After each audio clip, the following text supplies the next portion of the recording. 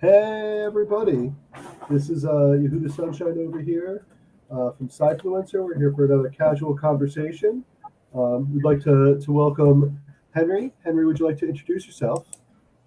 Yes, hello, both of you. Thank you for having me on today. Really a pleasure speaking across the planet, it seems. And yeah, my name is Henry Zaldivar. I'm a cybersecurity professional these days, but almost a 40-year veteran in IT.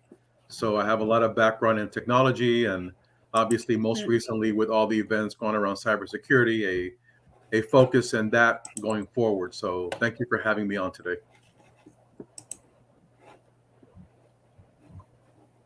It's our Amazing. Okay. pleasure. It's our pleasure. So maybe we'll introduce the yeah. Yael, would you like to introduce yourself as well? I hear that there's somebody else joining the party.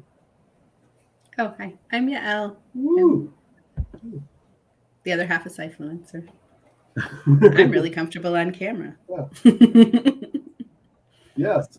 So as we all are, so maybe we'll introduce Cyfluencer really quickly, and then kind of discuss the structure of the conversation. Cyfluencer is a platform for cybersecurity influencers to share content from different cybersecurity companies, especially thought leadership, to be able to connect them with high level audiences and be able to create a different level of engagement and different level of brand awareness.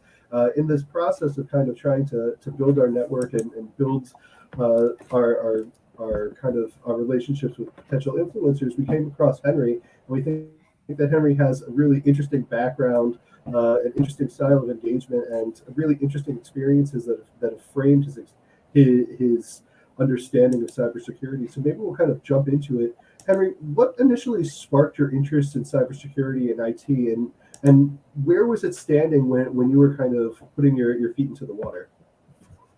Well, I wouldn't say it was a spark. I think in my career, it was more like an evolution, right?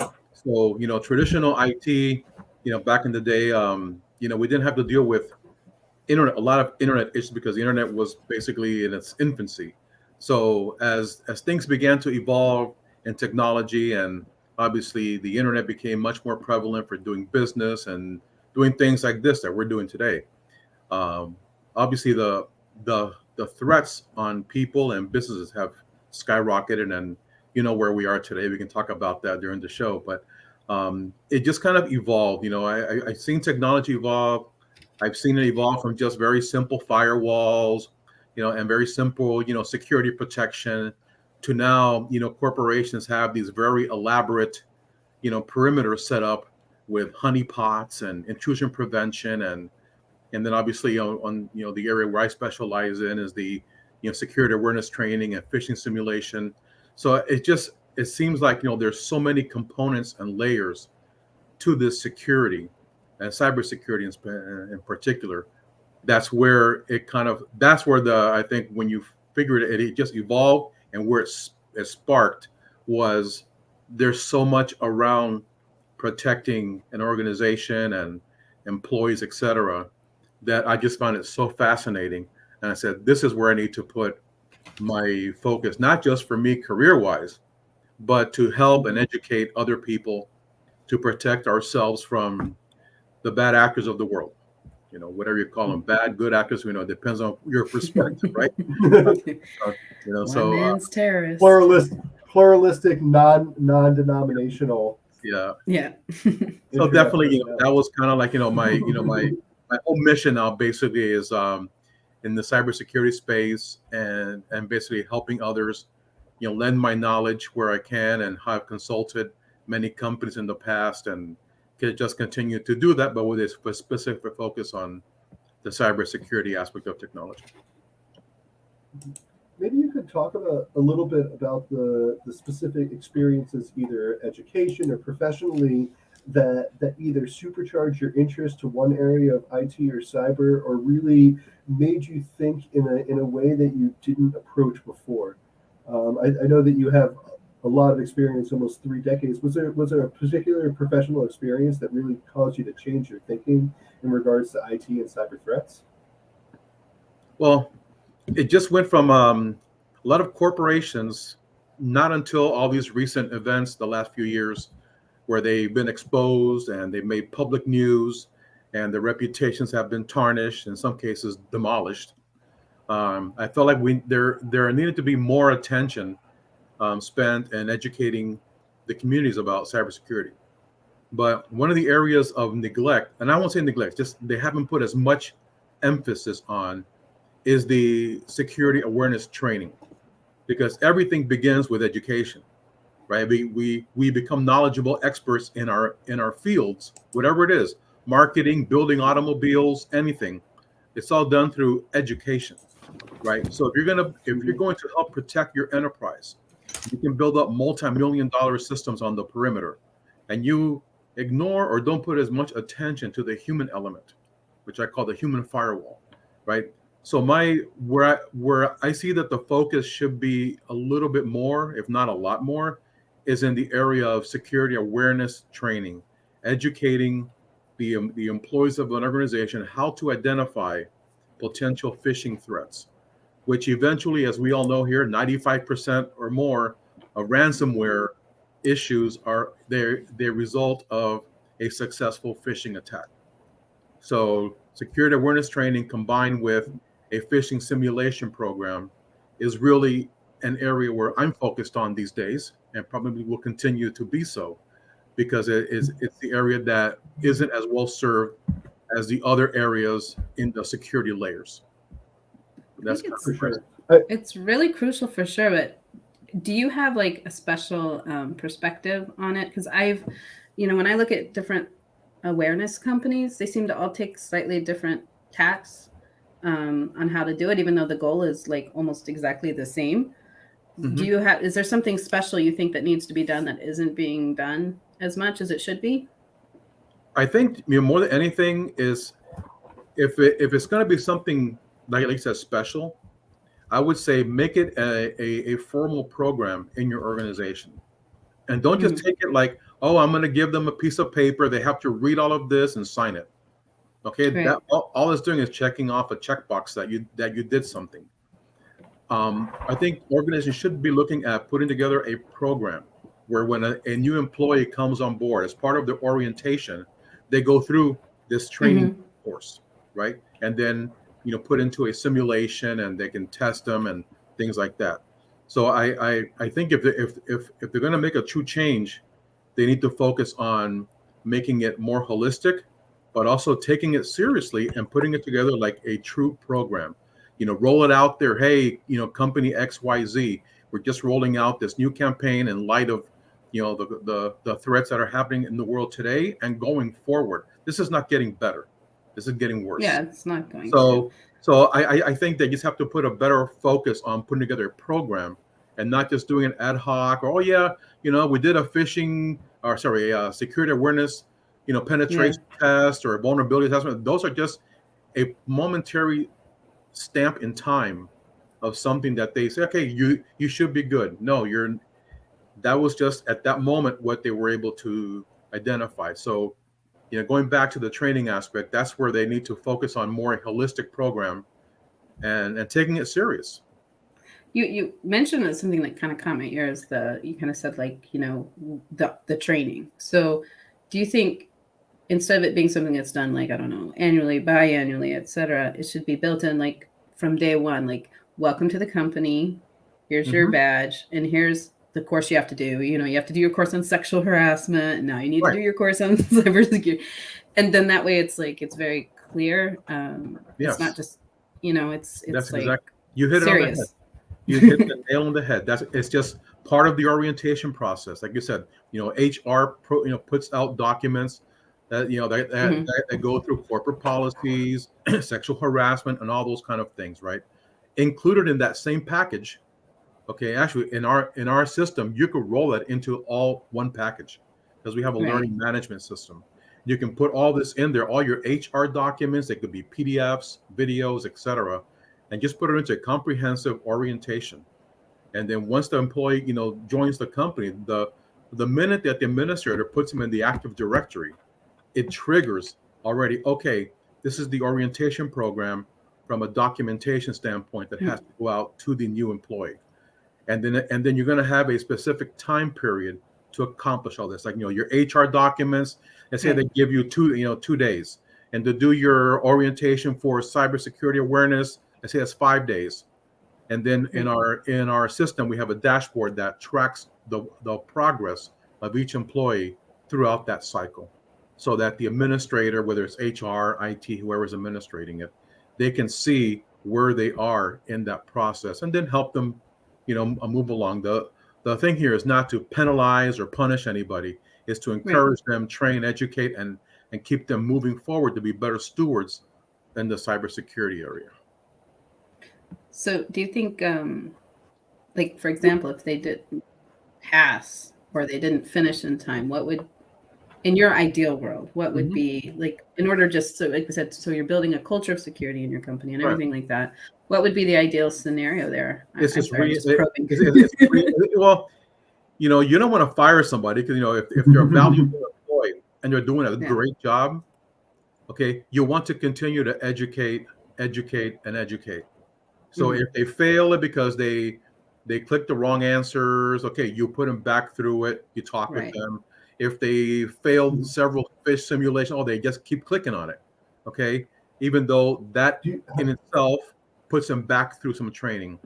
So you just have to keep working with the individual. I'd like to interject here. I wonder how you feel about gamification, or finding some non-traditional way to encourage the workforce to be able to take this seriously. Like, we hear the expressions where you say every dollar that you spend on childhood education, is equivalent to $15 that you're spending in the prison system. So what can we do on the front end to be able to make this into something where it's a more tangible reality, where the people see that this is not only a real risk, but the company prioritizes the workforce, learning this skill set and really taking it seriously? Well, obviously, it should be taken seriously, and the programs that we put or help organize for our clients and partners is they're not long programs. So they're not 30-minute trainings where they're going to lose their attention to the material. These are 3 to 5 minute tops type of modules. And then after each module, there has a question. But the modules are very engaging. This is not like you boring reading things. This is a video with some person speaking at you, and you're visualizing and listening and reading everything that's going on with the training. With the ideal outcome is that they remain engaged, that they're learning. At the end of the 3 to 5 minute training module, there's a handful of questions. Honestly, they're not very difficult. If you're half paying attention to the actual video for a few minutes, you're going to probably answer all of those correctly. Which, again, and then of course at the end they're given a little diploma or a certificate of completion to kind of keep encouraging them. Hey, you're doing the right thing. The company appreciates it. I don't know. Maybe the company can develop an incentive program around that. These are just ideas that someone could do to encourage their employees to take it seriously and help protect the company and themselves. So what do you do? I mean, I read something recently, like, and it was about young people, because aren't they always the problem? I almost said we, but that would have been wrong. Aren't they always the problem? But it was basically, it was something, the statistic was close to 50%, or I think it might have been a little higher, of, like, they admitted they had like gone around some of the they knew it was policy, and they'd been trained, they knew, but they were just like, I'm in a hurry, I ain't got time for this. How do you change that mentality ideally without being punitive? But what would be your take on that kind of issue? Yeah, you're asking an old guy the question, right? Old school. The old guy. How would you handle my mid-20-year-old daughters, right? Whippersnappers. Yeah. Well, obviously, encouragement has always been my method, but at some point, if the employer or the individual is not taking it seriously, they're putting the company at risk. and God forbid they actually go through a ransomware issue, and now they got phished, and somebody calls them, hey, I can't get to my data, and then they get some email, hey, this is Yehuda, we got a little ransom act going on here, pay us $100,000 for your data. Well, it would be him.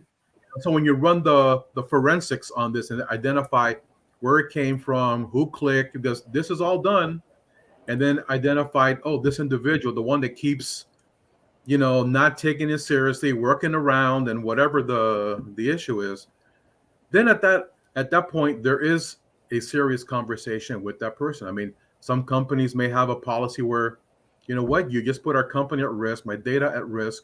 I just had to shell out $100,000. I had to engage the FBI, an attorney, I had to call my insurance company. So all this happens because of one person that just wanted to be millennial. I don't know. And I'm just using, I'm not saying it's a millennial. It could be anybody at any age, right? But they hadn't properly absorbed the seriousness of the nature. Right. So I think if you explain it to them this the way that I just did, and say, here's the potential ramification and impact of not taking it seriously.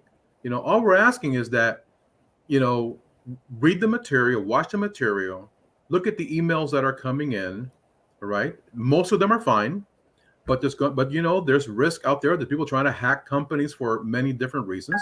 Okay. When you identify one that you think is kind of weird, okay, our software loads into Outlook, and you can click on, to check the email, and they will tell you if it's low risk, medium risk, and high risk. And then once you get to that point where you identified it, just click. It says here, click to report. Boom, and you report it. So we basically put it into a format where it should be pretty easy for them to handle. So, but I think the big part is for them to understand what the potential impact is. Like I just laid out, if we get ransomware, this is our corporate data. So if you kind of show what the ugly outcome could look like, maybe they'll say, wow, I need to do a better job of understanding this material, paying attention, learning it, because at the end of the day, that's their livelihood too. Right. If a small business has to pay $100,000, they may have to lay off people, right? We don't know that because most companies, right? Most companies don't have cyber insurance. Okay. Well, it's not paying that much anyway in these days, right? So they said that 60% of small businesses who are hit by a ransomware attack are out of business within 18 months. So most don't even have the luxury of being able to pass that risk along. It's really the end of the line. Yeah. And what I've been hearing a lot in the cybersecurity chats that I have across the planet, it seems, they're always talking about the new requirements for cyber insurance. And one of the new check boxes in there is, guess what? Security awareness training. They want to see what program you have in place. And the second check mark is, are you doing frequent or periodic phishing simulations? Whether they're monthly, quarterly, annually, whatever your industry is, whatever your regulation is that you have to follow. But they want to make sure that you have it in place, documented with proof before they will provide you with the cyber insurance. So that's another conversation about, the seriousness of having this type of program in place, I think so. One thing that to me, when I think about all this, I think about the most important thing in my mind, because I came from in my early 20s, I worked in banks, and it's a very everything you're in your security early 20s right now. What are you talking about? I know. But anyway, so the very first thing it's like that. It's the orientation. It's all security. I nerded out on it. I was like, FBI, what? Everything. I loved it. But then the most important thing was that if we saw something, we felt safe to report it. And then, without, it was like, if you didn't report it and you got found out that you knew something was going on, you didn't report it. It's kind of like, then you were in trouble. But if you reported it, you weren't in trouble. Right. And like, to me, creating that culture that, you can say, oopsie, click seed, and make sure that people, okay, they didn't realize when they clicked, but they realized quickly, and then they're not afraid to go and say immediately to go and say they did that. Is there like you were saying in your simulation, is there that kind of thing where they can realize that they did something and self-report, or yeah. So right, so they can like how do you self-report. educate that into Right. So what'll happen is, let's say a phishing simulation. Let's put that aside. It's a real phishing attack. Yeah. Okay? You know, they may have taken my last name, Henry Zaldivar, and just reversed I and V, so it looks the same, but they oh yeah, this is my email. Click here for the document I promised you. They click on it. Okay. If they report that, say, okay, this doesn't look, you know, why would Henry be sending this thing?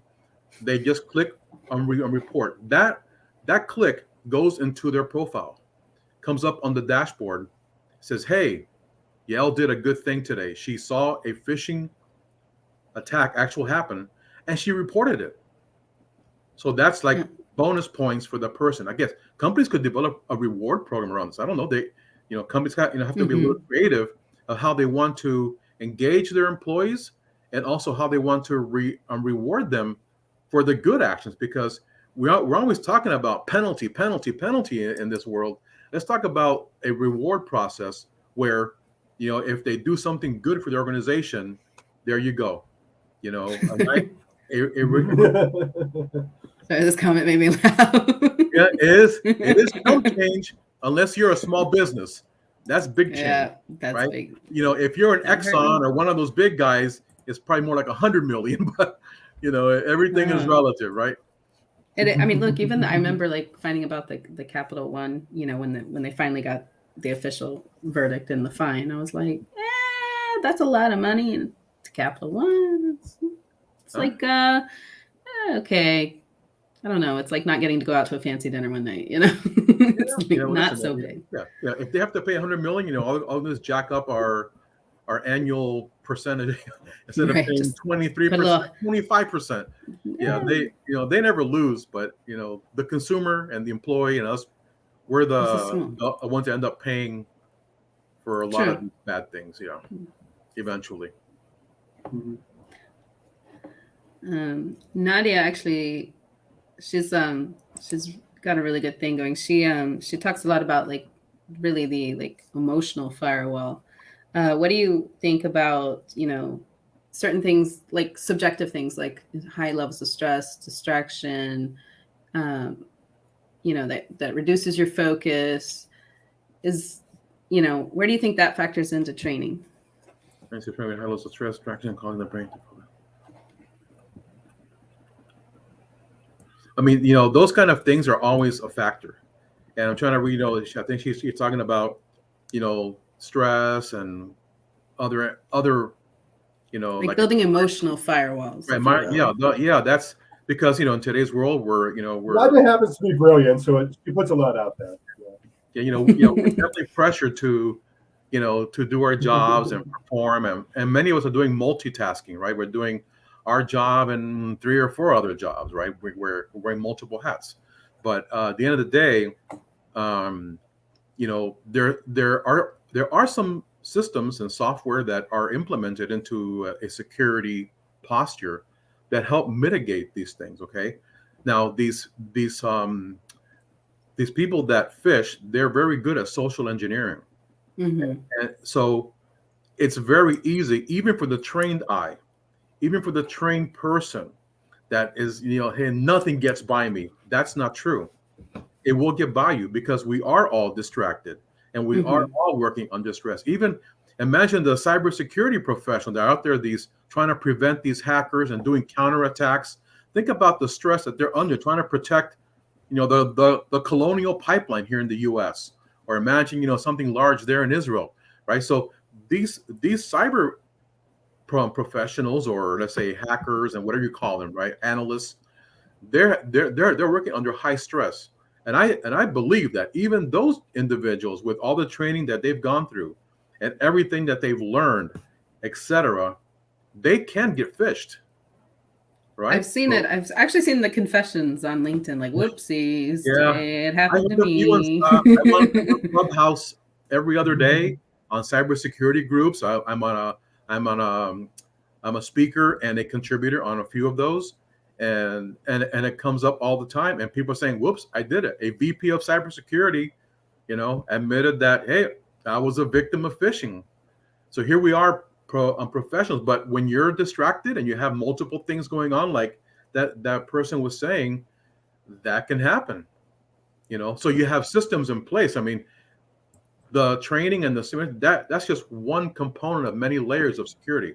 And there is software and hardware and other type of solutions to detect a ransomware and a phish, but some of them get through. All right. Remember, they only have to be right one time. We have to be right 100% of the time. Exactly. They only right one time. So we may be able to catch and block all day long, and they just keep hammering. They're looking for that one opportunity. So can it get through? Of course. Can you get phished? Of course. Can you eventually lead to ransomware? Of course. Or what we're trying to do is minimize that. Minimize the risk. We can't eliminate it, but let's get it. Let's educate and at least protect ourselves better. Now, it's like individuals, let's say, because we were talking about emotional and, for example, we know that for ages and ages, the scams have targeted often the vulnerable, right? The elderly, people who they assume are lonely, might need money, et cetera, et cetera. How do we reach those individuals? I'm in a dementia support group, not for myself. Right. And I just see it like every other day, and it's like they won't stop calling my mom. They won't stop emailing my mom. They're talking to my mom on Facebook. They're like, and you're like thinking, and they can't get through to them. How do we reach that gap with individuals? That's a harder conversation. I'm glad you brought it up, because we've been talking here about awareness training and information for corporations, right, for businesses, right, to help protect a business.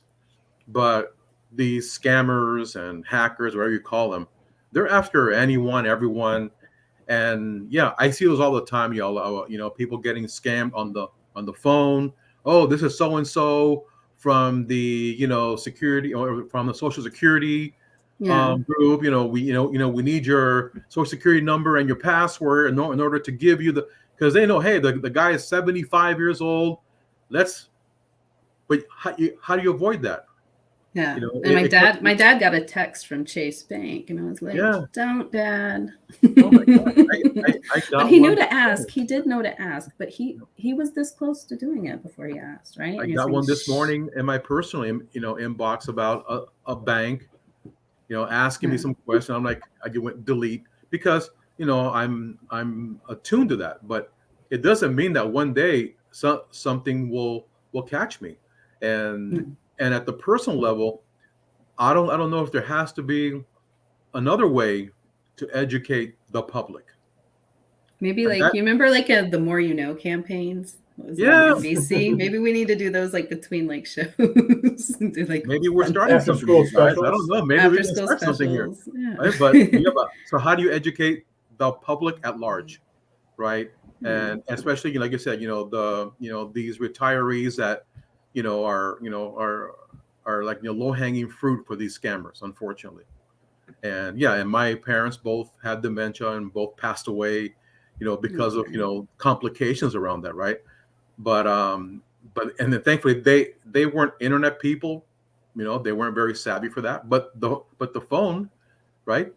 They get calls, like you mentioned, they get called on the phone today and tomorrow, and then they're trying to hack away at them. And I don't know if there's an answer for that I can provide. It's like Albert says. So maybe this is we need to take what Albert says here and make it that 30-second. The more you know. Yep. All user input should be considered untrusted. And just be anytime they're asking you for those details, it's make it simple. Then don't. my family, I trust you, but I'm going to verify. Right. So trust and verify is like my motto in life. Right. So if somebody calls me, okay, I guess you're closer to your family than I am. Yeah. So I like Albert's comment. I'm gonna untrust them, but before I trust them, let me verify. Right. So How do you verify? Okay, well, that's a whole different conversation, right? But at least start the process. I think it's kind of like come at it from a defensive position, right? Yeah. And say, hey, I don't know this phone number coming in or this email. I don't email that person, or I never looked at that. But it comes from the position of untrust, right? Right. Like in the Right. case with my dad, I said, just drive to the bank. Go ask them. Yeah. There you go. So Just a play mile away. be defensive, and unfortunately, I wish civilization was different and we can be trusting, but we do know that that's not the case. It's the crimes don't change, just the technology. Honestly, Right. it's still Yeah. theft Right. and deception, and technology it's still done by enables- individuals and organized crime Mhm. and state. I mean, it's just fancier now. For sure. 100%. No. So Henry, can I ask you what we've been talking about a lot of what people need to do to be able to better accustom themselves to the risks. What do you think some of the biggest misconceptions in cybersecurity are? What do you think the things that are kind of blown out in the media cycle and the headlines that aren't really reflective of the skill set that we really need to acquire? Wow. Well, I don't know. I don't know what when you said media, my mind just went into a whole different realm. I never quite know what to believe from the media. So again, going back to Albert. Hey, Albert, if you're listening, thanks for that. I'm not very trusting of the media and a lot of the things that they push out there. Right. So and that applies to all media. Okay. So I'm always very defensive and very cynical about what is being told and reported, etc. So I find myself doing my own homework on whatever topic it is. So if it's cyber and they're saying something about Russia this or China that, just because those are the two countries that they talk about the most in cyber today from a media perspective. I like to do my own research, and I say, okay, so they're reporting this. Okay, let me do my research. Let me talk to other cybersecurity professionals. I have a very good network of those individuals. Let me ask them, talk to them. What are they seeing? What are the threats? What's really happening, as opposed to what is the media reporting, right? Which I can almost assert that they're going to be different, okay, in many cases. As in many things that have to do with intelligence.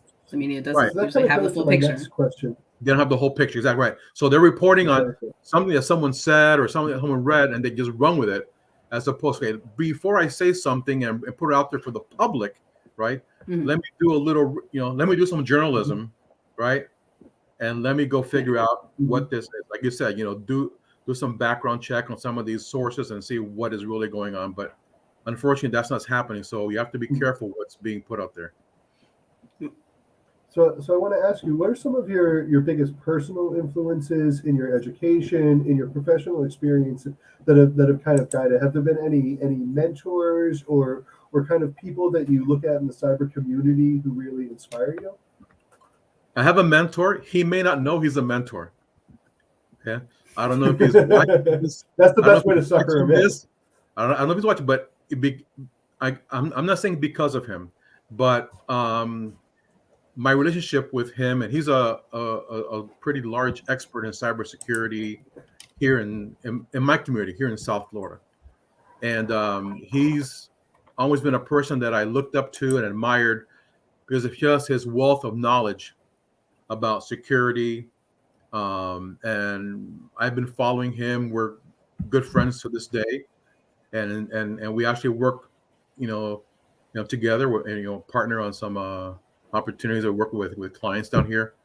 But he's been a kind of a quiet, secret mentor of mine, right? And I haven't mirrored everything I do, but the things I'm doing today in the community here in South Florida and beyond, speaking with you guys, right? I probably wouldn't be on this call if I didn't follow his footsteps in a way and say, well, you know what? I want to be more like that.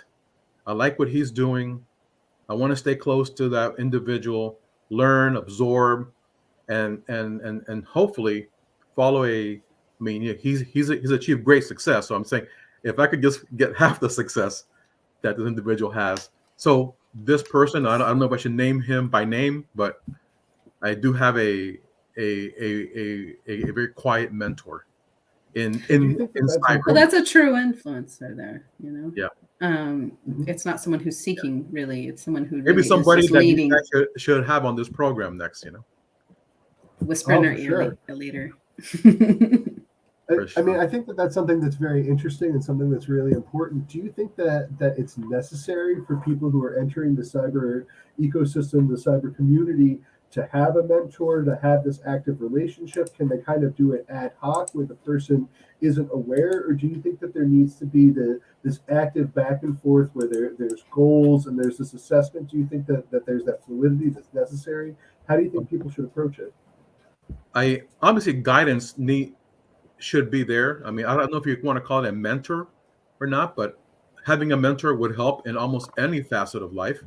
But definitely having someone to guide you, like, okay, I want to get into cybersecurity. How do I do this, right?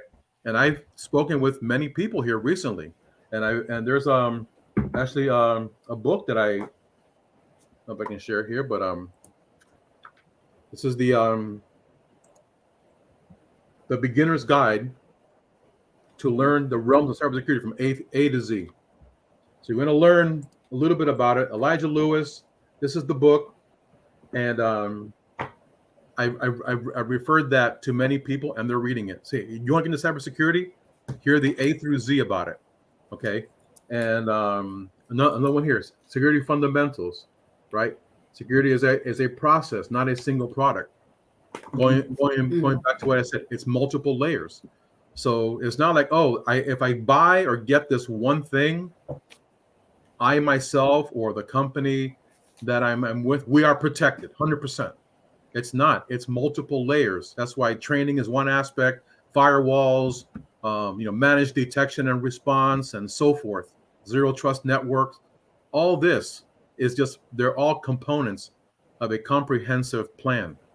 So, the more you read, the more you know.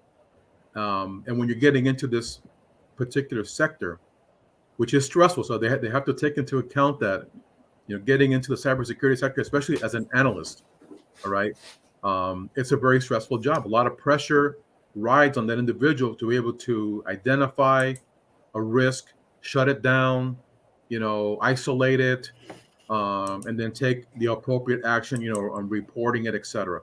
So it's those that are starting in the field just know that there are many ways. Even on LinkedIn, there's a couple of groups that you can join that are all about kind of guiding you into the realm of cybersecurity. And then once you're kind of identified, okay, I want to get into that area, what particular field do you want to get into? And there's a university here in South Florida that I'm very involved with, where they actually do an assessment of the student. So saying, hey, Henry, you want to get into cybersecurity, great. Let's put you through a brief assessment, and out of that assessment will come your strengths and identify what areas of cybersecurity you would be great at. That's really cool, because I think a lot of people, they toy with the idea, but there's so many areas that figuring out where they fit, you could spin your wheels for years trying to figure that out. Of course. And having a little bit of someone narrow it down for you is probably extremely helpful. And many of them are just chasing the opportunity and the money, because right now there's more cybersecurity openings than there are people to fill it. So definitely, the salaries go up accordingly. It's a supply and demand. So they're chasing the money. Oh, if I get into cybersecurity, I make $100,000 a year. So that you're kind of right, but just know what you're getting into. Do you think that you need the passion? What's that? That's my question here. You're saying that people are chasing the money and the allure. I know, like, we're based in Israel, and there's so much money going into the cybersecurity ecosystem.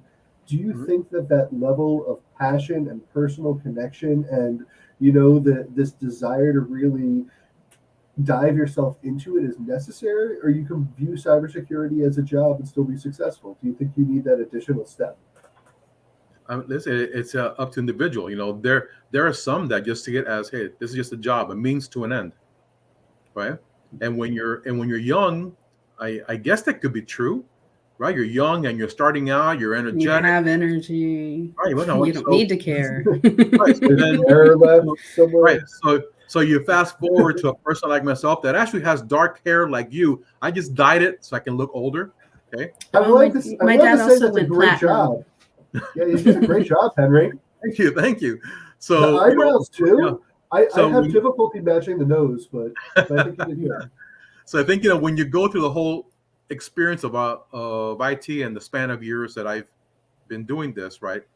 You kind of get to a point where what I do and what I do going forward has to have a purpose, an impact on people, right? When I'll guarantee you, when I was 30 years old, I didn't see it that way. When I was 40 years old, I didn't see it that way. When I was 50 years old, I didn't quite see it that way. I was seeing it more.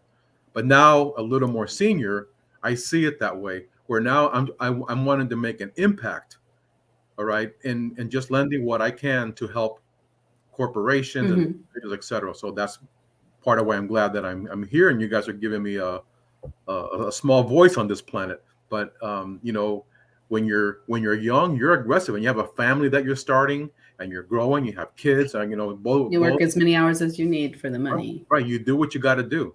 When I started off, I think both of you know, but for the sake of the viewers, my career began in the U.S. Air Force.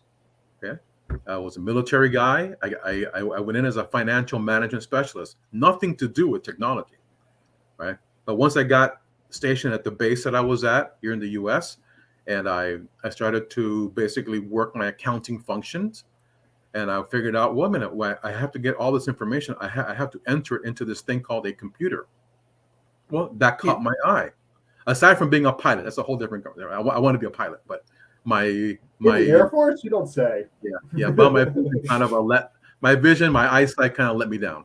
Okay. Oh yeah. So I went into so I said, well, I love this computing thing, right? I want to learn more about it, and that piqued my curiosity. So that was a game changer for me right there. I went from financial management and wanting to build a career as a CPA, right? Accounting kind of thing, CFO. I don't know what it led, but I shifted gears and went into technology because of the computer field. Right. So that's kind of where I started and where my mindset shifted into technology. And then obviously, the rest is history, as they say. How long were you in the Air Force? I was in there 4 years.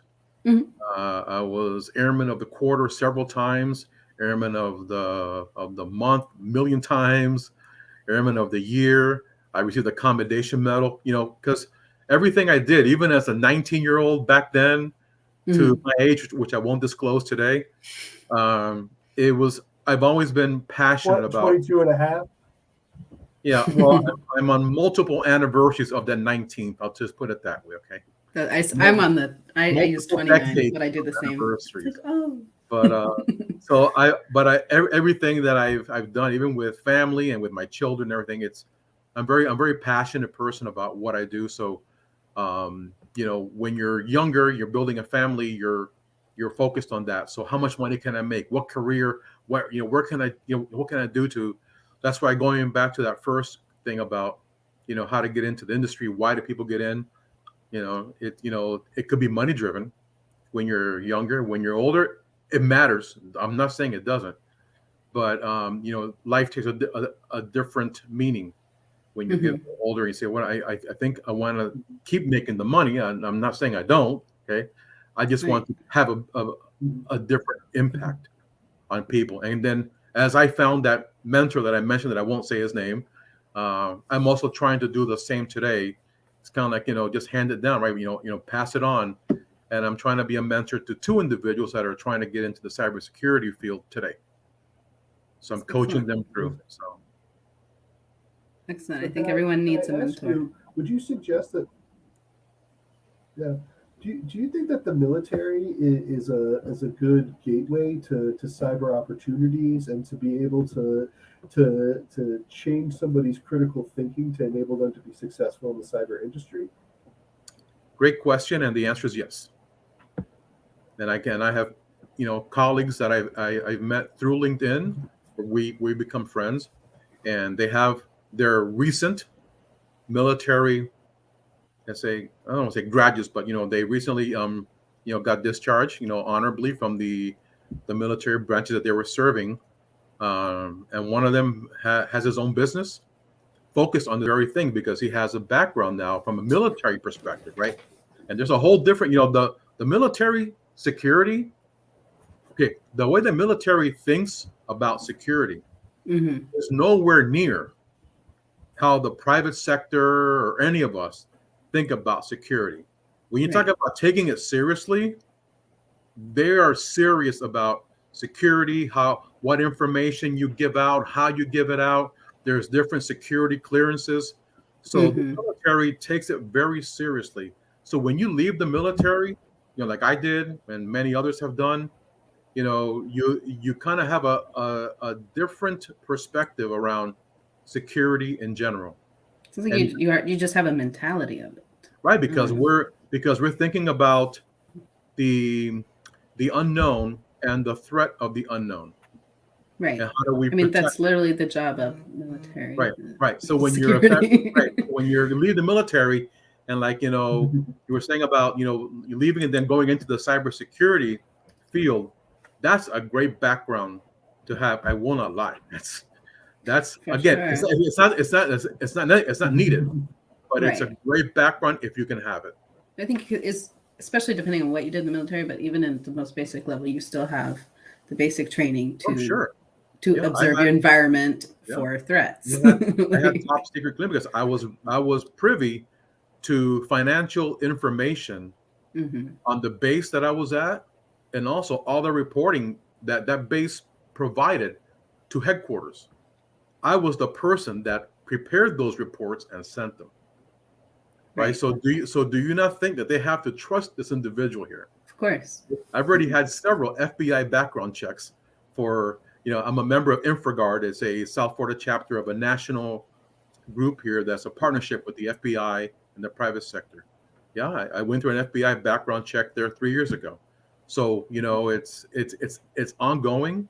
And, I've always been a proponent of, like Albert was saying, I hate to come back to him, but he's been a good point about the untrust. And I do trust people, but I'm always trust and verify. If you want to friend me, that's great. I'm going to go Google you and look you up and see who you are. Because first Google image search. Did you Googled me and I still got over here? Wow. I FBI check me. That could be a problem. I wasn't quite complete with my. That's why you set this up so quickly. That fake name, Sunshine. We knew that was fake. Figures out who I am. Don't believe a Sunshine. They're potentially lying to your face on public television. Oh, it's one of those things we do it sometimes. Yeah. So definitely, yeah. No, go ahead. I'm sorry. No, I wanted to kind of wrap this up a little bit and kind of encapsulate your experience and what the viewer should really understand and how to get into cyber and some of the key lessons that they should understand that are really important in shaping their experience and getting the skills that are enabling them to get a career. Yeah. Okay. So I don't look at, so cyber can be looked at as a career in and of itself. But I think like anything, you need to have some fundamentals, right? So I think that to get into cybersecurity, you should have some fundamentals in technology. Okay. You need to understand, what a network is, network protocols, what are servers? I mean, come on, let's look at the basic things, right? What are servers? What are firewalls? You have to understand those things so that when you become a cybersecurity analyst, you have a background of what technology or looks like. What is that spectrum of technology? So just coming in, I want to be an analyst. Oh, that is great, and you could do that, but I think it would help your your career when you have a foundation on technology, Mhm. which I'm a living example. My background in technology was never cybersecurity because, again, back then cyber, there was no internet, and even when it started, nobody understood really what threats were. But I had a great foundation on technology. I could talk about data center infrastructure until your ears fall off. Okay, that's my background. That's my longer background. But then I've always been involved with security, having been through the military. That helped me. So I always tell even the people that I'm coaching today and mentoring them, I say start off with learning technology. All right, you want to get certifications. Get your A+ certification. Get something that gives you a foundation in technology. And Mhm. then once you've got okay, now let me see where I want to take my career from a cybersecurity perspective. Because now you go work for a company, and they're going to want to know, okay, so I know you know how to use these tools and identify, and that's great. But what is tell me more about your technology background. What is a firewall? What is a honeypot? What is this? So I think they should have a foundation before they say, okay, I'm jumping in all in on cyber. Then they can build a career, because cyber security today is a never changing, or should I say ever changing, ever evolving Mhm. process, right? This is never going to end, guys. For everybody that's watching me, this is never going to end. This is a cyber war for the rest of our lives. Okay. Yeah. Unlike the Cold War that quote unquote ended, but really didn't. Um, this is really a new era that we're in. And, given the global tensions today that are going on in Europe with Russia, Ukraine, and other areas of the world, this is never going to end, and it's going to continue to get, I won't say worse, but it's not going to get better. Like I said, the nature doesn't change, just the technology. So it's here to Right, stay. And right. people are So going to do we still need, be doing those things. yeah. So we definitely need cybersecurity professional. Anybody out there that's looking to get into this field, where I can be of help, reach out to me, and I'll do my very best to connect you to individuals or give you any guidance and advice to get into this particular sector, because we need people, good people, to fight the good fight, because there seems to be enough bad people, again, whichever side of the spectrum you're on, because one person's freedom fighter and another person's terrorist. So We have no idea about that. I'm not labeling. I'm just saying, we need people to fight the fight. Definitely. Just hedge your bets. So Henry, where can people find you on the internet? How can they learn more about what you're doing, your professional engagement? How can they kind of follow you on LinkedIn and see what you're going on? You hit it. It's on LinkedIn. The best way to find me is through LinkedIn. I do have a YouTube channel where I've done many videos around technology and business in general, and all kind of topics, even one on leadership and one on COVID. But I definitely would say start off with reaching out to me on LinkedIn, connecting with me there, and then we can start a dialogue through LinkedIn. And then if I could be of help, that's a great platform to start the conversation and moving it forward.